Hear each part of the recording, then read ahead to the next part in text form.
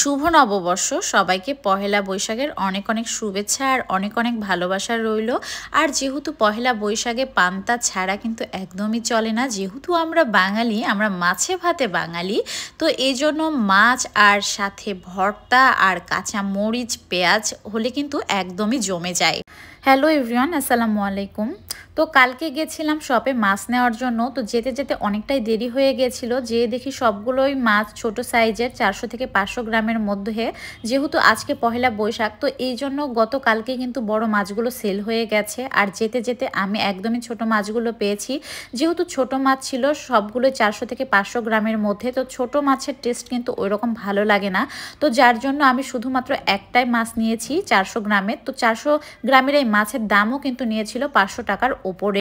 তবে মাছটা কিন্তু অনেকটাই ফ্রেশ ছিল। তো বাসায় নিয়ে আসার পর এটা আমি পরিষ্কার করে নিয়েছিলাম, কারণ খালা আসবে পরের দিন দুপুরে। তো সেই সময় পরিষ্কার করতে গেলে মাছটা নষ্ট হয়ে যাবে ফ্রিজে রাখলে। তো এই জন্য আমি নিজেই পরিষ্কার করে নিচ্ছিলাম।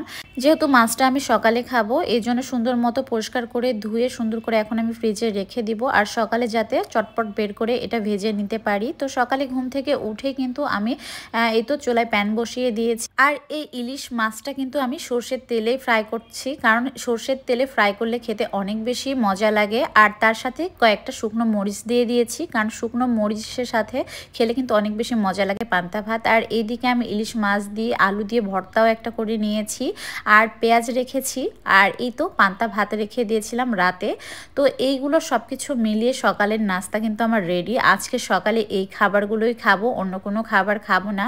যেহেতু এই পান্তা ভাত বছরে একটা দিনই আমি খাই, এর বেশি আর খাওয়া হয় না। যদিও পান্তা ভাত শরীরের জন্য অনেক বেশি উপকারী, আর এটা খেতে পারলে অনেক বেশি ভালোও লাগে, একদম মনটাও ফ্রেশ হয়ে যায় আর শরীরটাও কিন্তু একদম ঠান্ডা হয়ে যায়। তো আসলে খাওয়া উচিত। যদিও আমি খেতে পারি না, তবে মাঝে মাঝে ট্রাই করি। তবে ইভানের বাবা অনেক বেশি পছন্দ করে, তো আমার জন্য ওরও খাওয়া হয় না। তো আমি বলি যে মাঝে মাঝে তুমি খেতেই পারো। আপনারা কে কে আজকে পান্তা ভাত খেয়েছেন অবশ্যই কিন্তু জানাবেন, আর কি দিয়ে খেলেন তাও কিন্তু জানাবেন। আসলেই কিন্তু পান্তা ভাত খেতে ভীষণ রকমের মজা লাগে। যদিও কখনো আমার পেঁয়াজ খাওয়ার অভ্যাস নেই, তাও আজকে প্রথমবারের মতো পেঁয়াজ একটুখানি আমি মুখে নিয়েছিলাম। তো যাই হোক, আমার কাছে মোটামুটি ভালোই লেগেছে। যারা কাঁচা পেঁয়াজ দিয়ে খেতে পারেন তাদের হয়তো ভীষণ মজা লাগে। এই তো ইভানের বাবা খাচ্ছিল কাঁচা পেঁয়াজ মরিচ সব কিছু দিয়ে চটকে চটকে খাচ্ছিল খুব মজা করে। ওর নাকি অনেক বেশি মজা লাগে এটা খেতে।